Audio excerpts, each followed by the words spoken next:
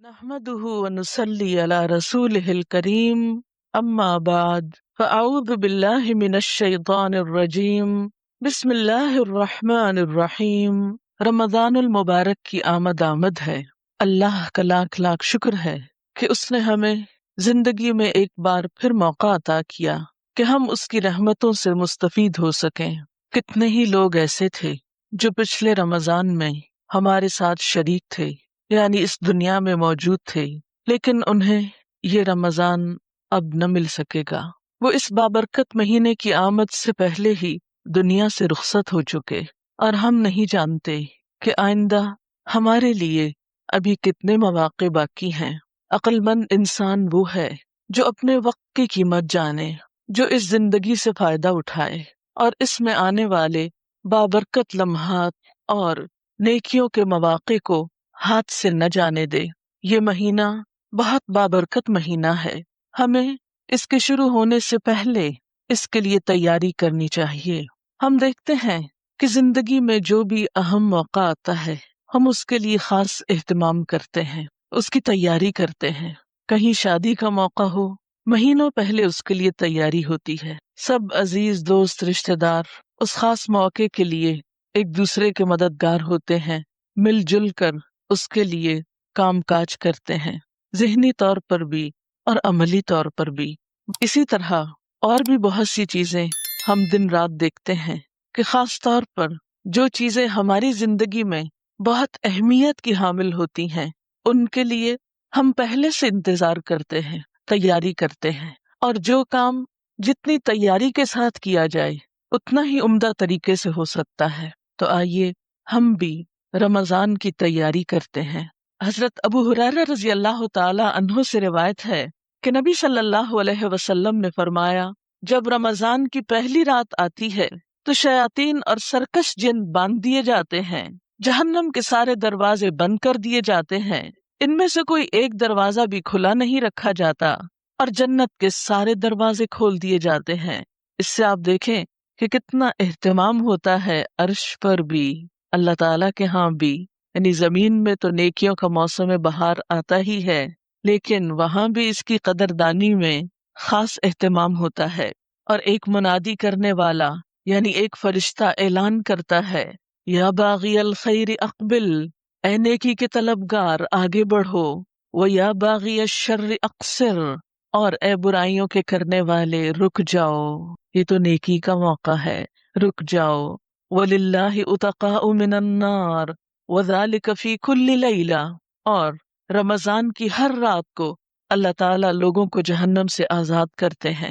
آپ خود سوچئے کہ ہمارے پاس ایک ایسا مہینہ آ رہا ہے کہ جس میں ہر رات بہت سے لوگ جہنم سے آزاد ہوں گے۔ دنیا کے جیل خانے سے آزادی کے موقع پر کتنی خوشی کوئی منا سکتا ہے، دنیا کی کسی تکلیف اور قید سے رہائی پر، تو وہ لوگ کہ جو اپنے برے اعمال کی وجہ سے جہنم میں جانے والے ہوتے ہیں، اس مہینے کے آنے پر جب توبہ استغفار کرتے ہیں، نیک کام کرتے ہیں، تو وہ اہل جنت میں سے ہو جاتے ہیں۔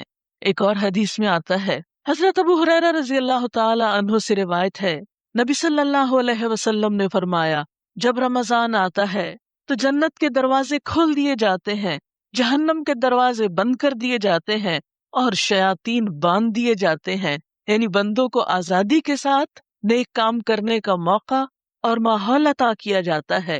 یہ موقع اور ماحول پورے سال نہیں ملتا جو اس مہینے میں نصیب ہوتا ہے، لہٰذا اس سے خوب فائدہ اٹھانا چاہیے۔ پھر اسی طرح جنت کے نہ صرف یہ کہ دروازے کھلتے ہیں، جنت کو سجایا جاتا ہے، تیار کیا جاتا ہے، جیسے ہم خاص مواقع پر، کسی شادی کے موقع پر، عید پر یا کسی اور فنکشن پر خصوصاً گھر کی صفائی کرتے ہیں، بالکل اسی طرح جنت کو اس مہینے میں سجایا جاتا ہے۔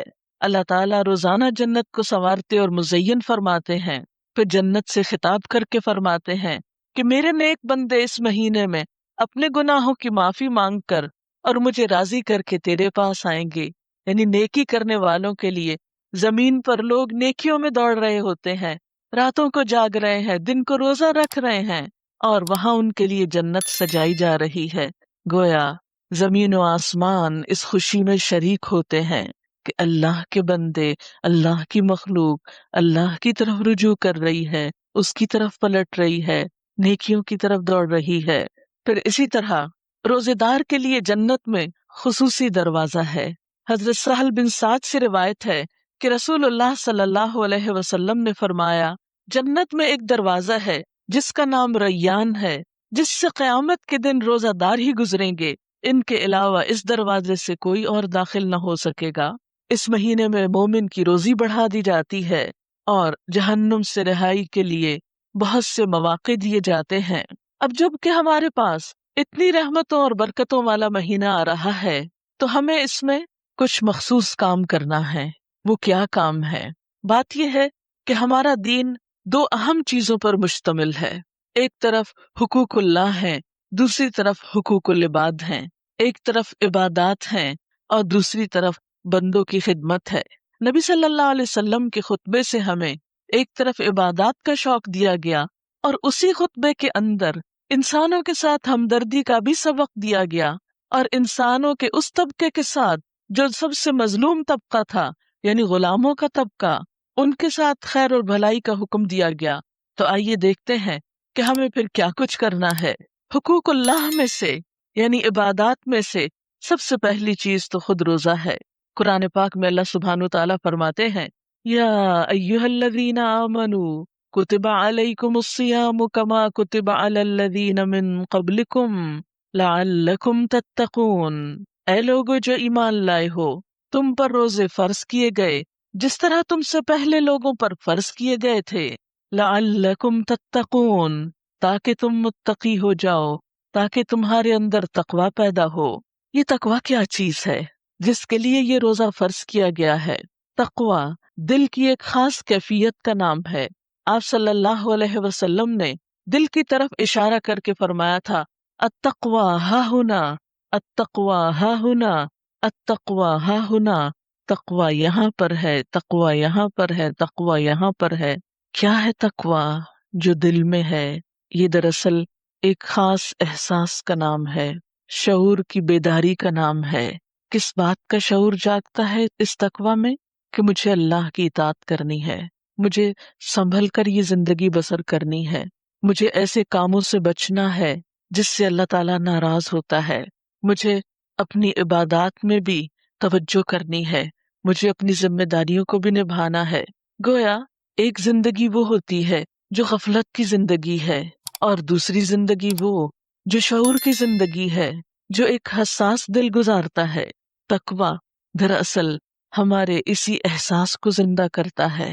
دن بھر جب ہم روزہ رکھتے ہیں، کھانے پینے سے گریز کرتے ہیں، شدید بھوک بھی ہو، کھانا سامنے بھی ہو، تو ہمیں فوراً خیال آتا ہے میں روزے سے ہوں، مجھے نہیں کھانا۔ آپ تنہائی میں ہوں، کوئی آپ کو نہ دیکھ رہا ہو، شدید پیاس سے ہوں، لیکن ایک قطرہ پانی کا اپنے حلق کے اندر نہیں جانے دیتے۔ یہ کیسے ہو سکتا ہے؟ وہی شخص یہ کر سکتا ہے کہ جو ہوش و حواس رکھتا ہے، جو سوچ سمجھ رکھتا ہے، جو شعور رکھتا ہے، جس کا دل زندہ ہے، جس کا ضمیر مردہ نہیں ہو چکا، جس کو اپنے رب کے حاضر و ناظر ہونے کا یقین ہے۔ رمضان کے 30 دن دراصل ہماری ٹریننگ کرتے ہیں کہ اے بندہ مومن، صرف رمضان میں نہیں، بعد میں بھی تم روزے کی حالت میں ہو، تمہیں تو ساری زندگی ہی روزہ رکھنا ہے۔ یہ تو مخصوص قسم کا روزہ ہے جس میں صرف حلال چیزوں کو چھوڑا جاتا ہے، کھانا پینا حلال ہے، بیوی حلال ہے، لیکن اللہ کے حکم سے اس سے رک رہے ہو، کیونکہ صوم کا مطلب ہی رک جانا ہے۔ تو اگر اللہ کے حکم سے تم حلال سے رک سکتے ہو تو اللہ ہی کی خاطر، اسی کی محبت میں، اسی کی خوشی میں، اسی کی رضا میں حرام سے بھی بچ جاؤ، اس سے بھی رک جاؤ۔ یہی تقوی ہے۔ تقوی صرف ہماری ظاہر کی آنکھیں نہیں، دل کی آنکھیں بھی کھول دیتا ہے، اور اللہ تعالیٰ چاہتے یہی ہے کہ امت مسلمہ ایک باشعور زندگی بسر کرے، غفلت کی نہیں، جانوروں کی طرح نہیں، کیونکہ اللہ کے نزدیک وہ لوگ بدترین مخلوق ہیں جو سوچ سمجھ سے کام نہیں لیتے۔ ان شر الدواب عند اللہ الصم البکم الذین لا یعقلون، بے شک اللہ کے نزدیک بدترین جانور یا جانوروں میں سے بھی بدترین، شر الدواب کون ہے؟ الصم البکم، جو بہرے گنگے لوگ ہیں، الذین لا یعقلون، جو عقل سے کام نہیں لیتے، جو اپنے شعور سے کام نہیں لیتے۔ تو روزہ دراصل ہمارا شعور بیدار کرتا ہے، غفلت سے نکالتا ہے، تقوی پیدا کرتا ہے۔ روزے کی فرضیت نبی صلی اللہ علیہ وسلم کی احادیث سے بھی ہوتی ہے، اور ہم دیکھتے ہیں کہ آپ صلی اللہ علیہ وسلم نے اس روزے کو ہمارے لیے ڈھال قرار دیا۔ الصیام جنہ، روزہ ڈھال ہے، ڈھال شیلڈ جسے آپ بولتے ہیں۔ پرانے زمانے میں جب جنگیں فیس ٹو فیس ہوتی تھی، آمنے سامنے ہوتی تھی، تو دشمن کے وار سے بچنے کے لیے شیلڈ استعمال کی جاتی تھی۔ بالکل اسی طرح گناہوں سے بچنے کے لیے، غلط کاموں سے بچنے کے لیے روزہ ایک شیلڈ کا کام دیتا ہے۔ جب انسان کے اندر تقویٰ پیدا ہو جاتا ہے تو کسی بھی غلطی کے وقت وہ فوراً سوچتا ہے کہ نہیں، یہ تو جہنم کا ایک شعلہ ہے، میں اس کی طرف نہیں بڑھ سکتا، مجھے اس سے بچنا ہے۔ اور یوں روزہ 30 دن تک ایک احساس بیدار کرتے کرتے بالآخر انسان کو ساری زندگی میں گناہوں سے بچنے کا ایک موقع دیتا ہے۔ آپ صلی اللہ علیہ وسلم نے فرمایا، الصیام جنۃ من النار کجنۃ احدکم من القتال، روزہ جہنم سے ڈھال ہے، یعنی جس طرح دنیا میں انسان کو برائیوں سے بچاتا ہے، اسی طرح آخرت میں دوزخ سے بچانے والا ہے۔ آپ نے فرمایا جس طرح تمہاری لڑائی سے بچانے والی ڈھال ہوتی ہے، پھر اسی طرح روزہ جہنم سے دوری کا ذریعہ ہے۔ آپ صلی اللہ علیہ وسلم نے فرمایا جو شخص اللہ تعالیٰ کے راستے میں ایک دن کا روزہ رکھتا ہے، اللہ تعالیٰ اس کا چہرہ اس ایک دن کے عوض جہنم سے 70 سال دور کر دے گا۔ روزہ مغفرت کا ذریعہ ہے۔ آپ صلی اللہ علیہ وسلم نے فرمایا جس نے ایمان اور احتساب یا ثواب کے نیت کے ساتھ روزے رکھے، اللہ تعالیٰ اس کے پچھلے گناہوں کو معاف کر دیں گے۔ گناہوں کی وہ آگ جو ہم نے 11 مہینے بھڑکائی، اب موقع آ رہا ہے کہ اس میں روزہ رکھ کر اور روزے کا حق ادا کر کے اس آگ کو ٹھنڈا کر سکیں۔ اور روزہ نہ صرف یہ کہ انسان کو روحانی ترقی عطا کرتا ہے، تقویٰ دیتا ہے، اس کی تربیت کرتا ہے، بلکہ جسمانی طور پر بھی روزہ بہت مفید چیز ہے۔ انسان کے جسم کا اس پر حق ہے۔ ان لجسدک علیک حق، عام طور پر ہم سمجھتے ہیں کہ یہ حق جسم کو کھلا پلا کر دیا جاتا ہے یا بہت آرام کر کے دیا جا سکتا ہے، حالانکہ بسا اوقات جسم کا حق کھانے پینے سے رک کر دینا ہوتا ہے، اور روزہ دراصل جسم کا حق دینا بھی ہے۔ ہمارا معدہ دن میں سارا وقت کام کرتا ہے، ہم اسے چین نہیں لینے دیتے، کبھی کچھ کھا لیتے ہیں، کبھی پی لیتے ہیں، کبھی کچھ منہ میں ڈالتے ہیں، کبھی کچھ منہ میں ڈالتے ہیں، اس بیچارے کو آرام تو ملتا ہی نہیں۔ اور نہ صرف یہ کہ معدہ، بلکہ اس کے ساتھ جگر جیسی چیز جس کو غذا کے ہضم میں مدد دینے کے علاوہ 15 اور کام کرنے ہوتے ہیں۔ رمضان میں جب 10-12 گھنٹے کے لیے معدے کو سکون ملتا ہے، جگر کو کم کام کرنا پڑتا ہے، تو وہ زیادہ صحت مند ہو جاتے ہیں۔ یہ جسم کی زکوٰۃ بھی ہے۔ اسی طرح روزے کے دوران خون کی مقدار میں بھی کچھ کمی ہوتی ہے، اور اس سے دل بھی کچھ آرام اور چین پاتا ہے، بلڈ پریشر بھی کنٹرول ہوتا ہے، اور پٹھوں پہ دباؤ بھی کم ہوتا ہے۔ افطار کے وقت تک خون میں موجود غذائیت کے تمام ذرات تحلیل ہو چکے ہوتے ہیں، یعنی انسان وہ سب کچھ استعمال کر چکا ہوتا ہے، اور اس سے پھر شریانوں پر یا وریدوں پر چربی نہیں چڑھتی، اور انسان زیادہ صحت مند ہوتا ہے، شریانیں سکڑنے سے محفوظ رہتی ہیں۔ اس طرح روزہ دل کی بیماریوں سے بھی حفاظت کا ذریعہ ہے، اور بھی اس کے بے شمار فوائد بتائے گئے ہیں، لیکن اس وقت چونکہ موقع طبی فوائد بتانے کا نہیں، لیکن ہلکا سا ذکر کرنا مقصود تھا، تاکہ انسان یہ جان سکے کہ ہمارا دین جب ہمیں کچھ سکھاتا ہے تو وہ صرف آخرت کے لیے نہیں، اس میں ہماری دنیا کا بھی فائدہ ہوتا ہے۔ بہت سے لوگوں کو یہ غلط فہمی ہوتی ہے کہ اگر ہم دین کی طرف آئیں گے یا دین کے لیے کچھ کام کریں گے تو شاید ہمیں دنیا مکمل طور پر بند کرنی پڑے یا دنیا ہم سے چھٹ جائے گی۔ نہیں، اللہ تعالیٰ ہی نے یہ دنیا بنائی ہے، وَلِلَّهِ الْآخِرَةُ وَالْأُولَى، یہ دنیا بھی اور آخرت بھی سب اللہ ہی کی ہے۔ اصل امتحان اس بات کا ہے کہ ہم جیتے کس کے لیے ہیں، قریب کی چیز کے لیے یا اس اصلی چیز کے لیے، اور ہم جو بھی کام کرتے ہیں اس میں فائدہ کس کا دیکھتے ہیں، صرف دنیا کا یا آخرت کا؟ آخرت ایک بلند منزل ہے، جو انسان بلندی کا سفر شروع کرتا ہے اس سے کم تر چیزیں، راستے کی چیزیں اسے ملتی چلی جاتی ہیں، وہ تو راستے میں آتی ہی ہیں، دنیا تو راستے میں آ جاتی ہے۔ لیکن جو شخص آخرت پر اپنی نظر رکھ کے جیتا ہے اور وہ قدم بقدم سفر کرتا چلا جاتا ہے، اسے وہ منزل بھی مل جاتی ہے اور راستے کے فائدے بھی اٹھا لیتا ہے۔ لیکن اگر کوئی شخص اپنا گول ہی ایسا رکھے کہ وہ صرف دنیا کے لیے جیے تو آخرت اس سے چھٹ سکتی ہے، وہ وہاں تک نہیں پہنچ سکتا۔ کوئی بھی شخص جو عاقل و بالغ ہو، جس پر روزہ فرض ہو چکا ہو، اس کے لیے لازم ہے کہ وہ اس مہینے سے خوب فائدہ اٹھائے اور چھوٹی چھوٹی بیماریوں کے بہانے کر کے یا محض خوف کا شکار ہو کر اس موقع کو ہاتھ سے نہ جانے دے۔ اور اس معاملے میں یہ بھی دیکھنا چاہیے کہ بعض اوقات ہم روزہ چھوڑنے کے لیے کسی ڈاکٹر سے فتویٰ لے آتے ہیں اور اس کے سہارے ہم روزہ چھوڑ دیتے ہیں۔ اس سلسلے میں بھی یاد رکھیے کہ دین ہمیں سکھاتا ہے استفت قلبک ولو افتوک، اپنے دل سے بھی فتویٰ مانگو، خواہ لوگ تمہیں فتویٰ دے دیں، خواہ ڈاکٹر صاحب یہ کہہ بھی دیں، لیکن پھر تم اپنے مزاج کو، اپنے آپ کو، اپنی صلاحیت کو زیادہ پہچانتے ہو کہ تم اپنے اوپر کتنی مشقت لے سکتے ہو۔ رمضان کے مبارک مہینے میں روزہ رکھنے کے علاوہ دوسرا اہم ترین کام نماز ہے، اور خصوصاً نماز تراویح ہے۔ نماز کے بارے میں آپ سب جانتے ہیں کہ یہ کافر اور مومن کے درمیان فرق کرتی ہے، اور پھر دن کی 5 نمازوں کے علاوہ رات کی نماز یعنی تہجد کی نماز آپ سب جانتے ہیں کہ وہ بہت بہترین ہے، یعنی فرض نمازوں کے بعد سب سے افضل نماز تہجد کی نماز ہے۔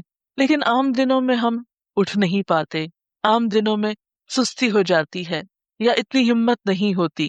اللہ تعالیٰ نے رمضان کا موقع دے کر سحری کے وقت بھی جاگنے کا موقع دیا، اور اس کے علاوہ اگر سحری کے وقت نہ یہ نماز پڑھ سکیں تو رات کے اول حصے میں بھی پڑھنے سے بے پناہ اجر و ثواب ملتا ہے۔ سورۃ الفرقان میں اللہ تعالیٰ فرماتے ہیں عباد الرحمن کی صفات بیان کرتے ہوئے کہ والذین یبیتون لربہم سجدا وقیاما، کہ رحمان کے پیارے بندے ان کی راتیں کس طرح گزرتی ہیں، اپنے رب کے حضور سجدوں اور قیام میں گزرتی ہیں۔ سال بھر تو ہماری راتیں اور کاموں میں گزرتی ہیں، عشاء کی نماز بھی بعض اوقات بہت لیٹ کر کے پڑھتے ہیں یا پوری توجہ اور شعور سے نہیں پڑھتے، لیکن رمضان ایک ایسا بابرکت موقع ہے کہ جس میں ہم طویل قیام کر سکتے ہیں، اور شاید یہ طویل قیام ہماری پچھلی نمازوں کی کسی کمی کوتاہی کا کفارہ بھی ہو جائے۔ اللہ کے نیک بندوں کی صفات کیا ہیں؟ الذین یذکرون اللہ قیاما وقعودا وعلی جنوبہم، کہ اللہ کے بندے اللہ کو یاد کرتے رہتے ہیں کھڑے ہو کر بھی، بیٹھ کر بھی، اور اپنے پہلوؤں پر بھی۔ نبی صلی اللہ علیہ وسلم نے فرمایا ہمارا رب ہر رات 1/3 رات گزرنے پر آسمان دنیا پہ نزول فرماتا ہے اور اہل دنیا سے خطاب کر کے کہتا ہے کون ہے جو مجھ سے مانگے تو میں اس کی دعا قبول کروں، کون ہے جو مجھ سے سوال کرے تو میں اس کو عطا کروں، کون ہے جو مجھ سے مغفرت طلب کرے تو میں اس کو بخش دوں۔ گویا تراویح کی نماز خاص طور پر دعائیں مانگنے کا وقت بھی ہے، کیونکہ نماز کے بعد بھی دعا قبول ہوتی ہے۔ اول رات پڑھیں یا آخر رات پڑھیں، ساتھ ساتھ دعائیں بھی کرتے رہیں۔ اور نماز کے بارے میں تو آپ سب جانتے ہیں کہ دن کی 5 نمازیں انسان کو گناہوں سے اس طرح پاک کر دیتی ہیں جیسے انسان نہا کر نکلے تو ہر میل کچیل سے پاک ہو جاتا ہے۔ جیسے ایک مشہور حدیث میں بھی آتا ہے کہ آپ صلی اللہ علیہ وسلم نے فرمایا کہ اگر تم میں سے کسی کے دروازے پر ایک نہر ہو اور دن میں 5 مرتبہ اس میں نہائے تو کیا اس پہ کچھ میل کچیل باقی رہ جائے گا؟ لوگوں نے کہا کہ نہیں، تو آپ نے فرمایا کہ ان 5 نمازوں کا بھی یہی حال ہے، ان کی بھی یہی مثال ہے۔ اللہ تعالیٰ ان نمازوں کے ذریعے گناہ مٹا دیتا ہے۔ رمضان میں عام نمازوں کے لیے آپ ایک ٹارگٹ رکھ سکتے ہیں، کیا کہ میں نماز اول وقت میں ادا کروں گی، یعنی اگر آپ نمازی ہیں تو خاص طور پر ایک اور کوشش شروع کیجئے کہ اول وقت میں نماز پڑھیں، اور اس کے لیے جب شعوری کوشش کریں گے تو آپ کی نماز کا اجر و ثواب کہیں زیادہ بڑھ جائے گا۔ دیکھیے نماز تو پڑھنی ہی ہے، وہ تو فریضہ ہے، لیکن جب ہم اس کو سستی کر کر کے بہت تاخیر سے پڑھتے ہیں تو اس کا وہ اجر نہیں پاتے جو پانا چاہیے. یعنی کام بھی کیا، محنت بھی کی، لیکن وہ حاصل نہیں ہوا جو ہونا چاہیے. اور خاص طور پر عصر کی نماز تاخیر سے پڑھنے والے کے لیے اللہ کے رسول صلی اللہ علیہ وسلم نے کیا فرمایا؟ تلک صلاۃ المنافق، یہ منافق کی نماز ہے. صحابہ کرام نے عرض کون سی؟ فرمایا کہ جو دھوپ کے پیلا پڑنے کا انتظار کرتا رہتا ہے اور جب وہ غروب کے قریب ہوتا ہے جو جلدی سے چند ٹھونگے مار لیتا ہے، اس طرح جیسے مرغا دانہ اٹھانے کے لیے زمین پہ ٹھونگ مارتا ہے اور وہ اللہ کو کچھ بھی یاد نہیں کرتا. اللہ کے بندے تو اللہ کو ہر آن یاد کرتے ہیں، لیکن منافق صرف دکھاوی کی نماز پڑھتا ہے یا صرف خانہ پوری کرتا ہے تو وہ توجہ نہیں دیتا اس کی طرف، آخری وقت میں پڑھتا ہے. اس لیے ہم سب اپنے ساتھ ایک عہد کریں کہ اس رمضان میں ہم کوشش کر کے اول وقت میں نماز ادا کریں گے اور تاخیر نہ ہونے دیں گے انشاءاللہ. اور پھر رات کا قیام، اس کے بارے میں نبی صلی اللہ علیہ وسلم نے فرمایا من قام رمضان ایمانا و احتسابا غفر له ما تقدم من ذنبه، جس نے رمضان کی راتوں میں قیام کیا ایمان کی حالت میں ثواب کی نیت سے تو اس کے بھی پچھلے گناہ معاف کر دیے جائیں گے. تو گویا دن کے روزے کے علاوہ رات کو بھی اللہ تعالی ایک خاص موقع عطا کرتا ہے نماز کا. یعنی گویا دن بھی عبادت اور رات بھی عبادت، کیونکہ رات کا کچھ حصہ جب انسان اللہ تعالیٰ کے حضور قیام میں گزارتا ہے تو باقی رات جو سوتا ہے اور اس انتظار میں سوتا ہے کہ صبح پھر روزہ رکھوں، سحری کروں، تو اس کا یہ سونا بھی ایک طرح سے عبادت ہو جاتا ہے. گویا رمضان ایک ایسا موقع ہے جس میں دن کا سارا وقت ایک ایک لمحہ عبادت ہے، اور جس میں رات کی نماز اور پھر رات کا سونا بھی ایک عبادت ہے. اس لیے جو لوگ اس مہینے کا اہتمام کریں وہی خوش قسمت ہیں. حضرت عبداللہ بن عمر سے روایت ہے کہ نبی صلی اللہ علیہ وسلم نے فرمایا روزہ اور قرآن قیامت کے دن بندے کے لیے سفارش کریں گے. روزہ کہے گا اے میرے رب، میں نے اس بندے کو کھانے پینے سے اور اپنی خواہشات پوری کرنے سے روکے رکھا، اس کے بارے میں میری سفارش قبول فرما. قرآن کہے گا اے میرے رب، میں نے اس بندے کو رات سونے سے روکے رکھا، لہٰذا اس کے بارے میں میری سفارش قبول فرما. چنانچہ دونوں کی سفارش قبول کی جائے گی. اس لیے دن کے روزے کے ساتھ ساتھ رات کی تراویح کا اہتمام بہت ضروری ہے. اگرچہ تراویح نماز فرض نہیں ہے لیکن بہت اجر و ثواب کا باعث ہے. لیکن یاد رکھیے کہ بہت سے لوگ زیادہ نفل جب پڑھتے ہیں یا لمبی نماز پڑھتے ہیں تو عموماً تیز تیز پڑھتے ہیں، جلدی سے رکوع کیا، جلدی سے کھڑے ہو گئے، جلدی سے سجدہ کیا، پھر کھڑے ہو گئے. وہ صرف تعداد پوری کر کے بات ختم کر دیتے ہیں. تو وہ وقت تعداد پوری کرنے کا نہیں، اللہ کو یاد کرنے کا ہے، دعائیں مانگنے کا ہے، بخشش کرانے کا ہے. اس لیے اس نماز کو خشوع و خضوع سے پڑھنا چاہیے. اور آپ صلی اللہ علیہ وسلم نے خبردار بھی کیا کہ نماز کی چوری سے بچو. آپ نے فرمایا چوری کے لحاظ سے سب سے بدترین وہ انسان ہے جو نماز چراتا ہے. تو صحابہ کرام نے عرض کیا کہ وہ کیا چیز ہے، یعنی نماز کی چوری کیا ہے؟ تو آپ نے اس پر کیا فرمایا کہ جو رکوع اور سجود ٹھیک سے ادا نہیں کرتا. یعنی ابھی رکوع میں گئے نہیں کہ اٹھ کھڑے ہوئے، سجدہ کیا نہیں تو اٹھ کھڑے ہوئے، ایک سجدے سے اٹھ کے ٹک کے بیٹھے ہی نہیں کہ دوبارہ سجدے میں چلے گئے، اور نماز میں ہل جل ہی رہی اور ختم کر دی گئی. آخر دعوانا ان الحمد للہ رب العالمین. سبحانک اللہم و بحمدک اشہد ان لا الہ الا انت استغفرک و اتوب الیک.